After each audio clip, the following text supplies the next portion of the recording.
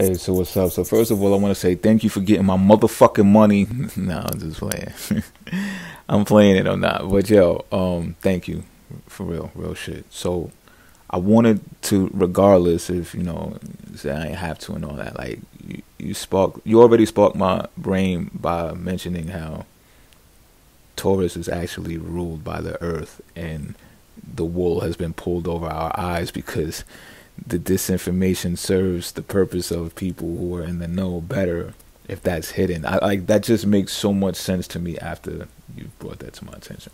So, however, I know I didn't say that Venus is not money, that it's a frequency. But it's still important. I think it's important to talk about, because even if I'm just saying it out loud to myself or saying it on record, to have a memory of this, it's important for me to discuss it. It makes me feel more confident in what I feel I've discovered, and that is, Venus is largely associated with prostitution, I believe, but not only prostitution, with healing of the body, like massages and deep tissue massage, acupuncture and stuff like that, right? And it's simple to understand how that transpired into prostitution and massage parlors ending in happy endings and stuff like that. And it's like illegal because it's really the stupidest shit in the world. But when you're dealing with people who, and I for one think that for any law to come into play that criminalizes such things, it has to be a people who have a strong disdain for the human body, for humanity, period. They must have a lack of fulfillment through bodily touch and interacting with one another and making each other feel good. They must have a strong disconnect with even the embarking on trying to learn how to do so, if their culture did not teach them so in any type of ancient teachings. It just takes a real brute and detached soul to come up with things that decriminalizes that. Because when you think about it in the bigger scheme of things, where we're from, nurses take care of the elderly and people when they're no longer able to do it themselves.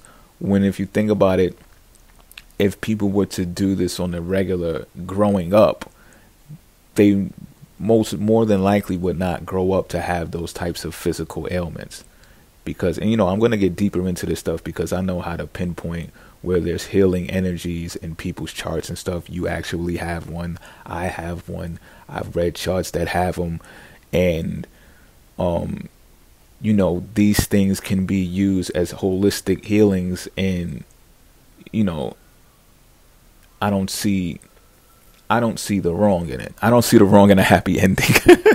And I know it's just like, really, dude, like you just want to justify prostitution and fucking hand jobs, right? And it's just like, well, yeah, in the bigger scheme of things, yeah.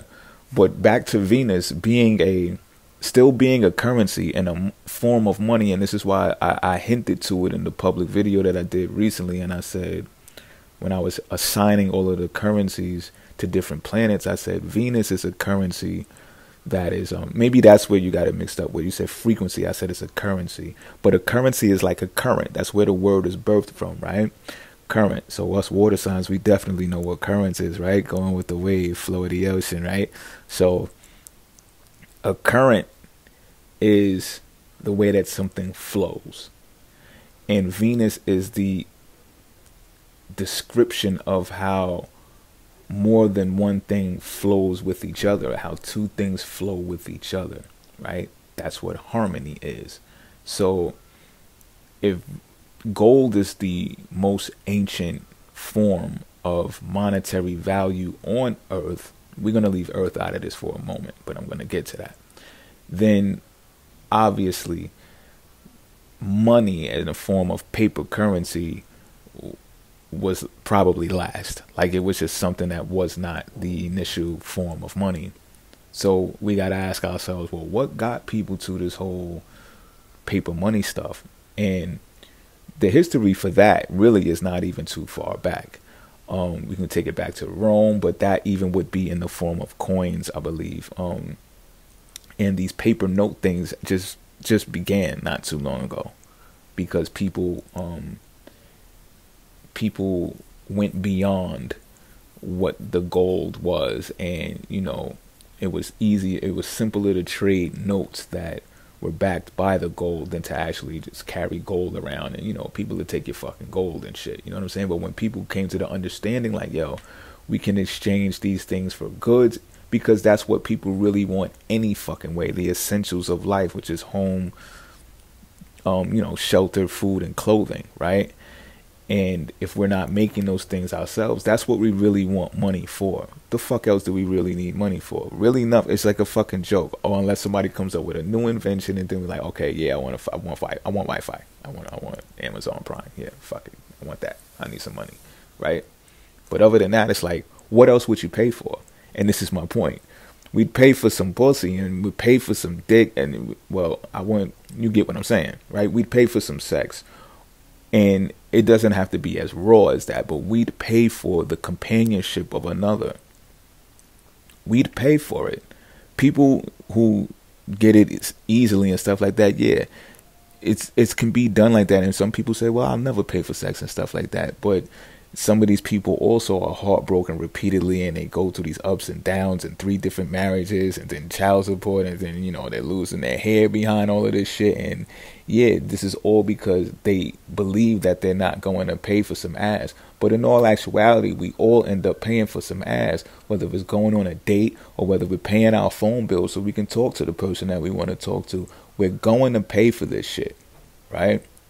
And in order for you to get it in ancient times, just think about it. The companionship of another, because sometimes there's jealousy involved, there's envy involved. So this is when people got monogamous, and they're like, that's my bitch. You know what I'm saying? That's my nigga. You know what I'm saying? And then next thing you know, you can't touch that broad because that's how much value she holds to this individual. You understand what I'm saying? So the value of personal touch, 5 senses, Taurus type shit is defined by how people make each other feel. And again, this is why I think some real disconnected entity came up with the laws that actually put stipulations and restraints and orders on these things, because they knew the power of it. Like the magnetic touch of the heart is 100 times stronger than the magnetic force of the brain. I read that somewhere before. So this just lets you know the vibration of the heart connection of how powerful it is, right? So when you know these things, it's like, oh, let's try to separate these motherfuckers, or keep them preoccupied with not touching themselves, right? And of course we got diseases and stuff like that, which is okay. You guys are fucking horn dogs. Like, back up off of each other for a minute before there'll be no humanity. But I still think with cleanliness and grooming and stuff like that, that these things were nipped in the bud before as well. You know what I'm saying? And I think, like we've heard, a lot of diseases and stuff like that are man-made, right? Or just simple environmental life conditions are imposed on us to the point where it's more challenging to fend for ourselves in a biological scheme of things. So this is where the earth comes into play too, right? Because they say that we're made from dust and we go back to dust. I disagree. I think we spoke about this before. I said, yo, I'm from semen. I'm a seaman. I come from the water. You know what I'm saying? I don't subscribe to that earth shit. So this is even more why I agree with your whole ideology on the disinformation, because, I mean, that's kind of like a setup to distract us from realizing that Taurus is really ruled by the earth, and the attack for the power of this planet is really a direct attack at the sign of Taurus, because it's the person's ability to utilize 5 senses and manage their way through life to get a fulfilled experience, right? Because that's the totality of the epitome, excuse me, of the sign Taurus, of Tauruses. They want to feel to the extreme the heights of that capability of being in human form. And when that is distorted and even attacked, this is when you know whatever attacks that is the enemy. And I'm speaking of it as a entity, like an energy rather than a person, because it's simple to get caught up in what a person might do to you or what a person can say to you. But when we realize that it's more spiritual when those things occur, or more man-made even, then we get to understand that it's a thing that is hovering over us, if you will, that distracts us from understanding the currency of the earth. So it's like when they say earth signs need to be grounded, or if you got heavy earth in your chart, go get grounded. I relate to that because I spend a lot of time in the concrete jungle not grounded. Like, I don't put my feet in grass a lot, and I would love to, because it's a current that comes from the earth that electrifies, that replenishes the human body. And in these urban cities and concrete jungles, we are removed from that element of life. The indigenous know this. This is why I even think that if they had the technology to create all of these skyscrapers and stuff, that they probably wouldn't have done it, because they understand how being in touch with the earth's soil and stuff like that makes them one with their physical bodies. And I'm still not subscribing to we came from dust, we go back to it, but I am subscribing to the fact that the earth has a personal relationship with the human body. And when you think about it, right, like when we hear about Caucasus Mountains and we hear the word Caucasian, and we see how I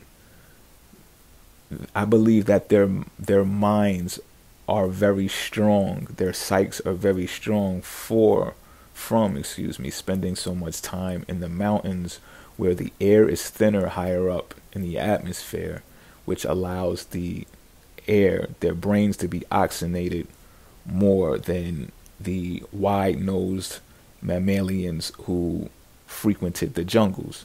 You get where I'm coming from?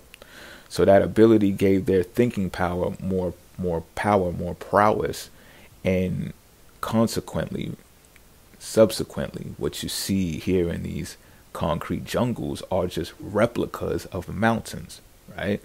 Slabs of hard rock that reach up to the sky is like a representation of that environment.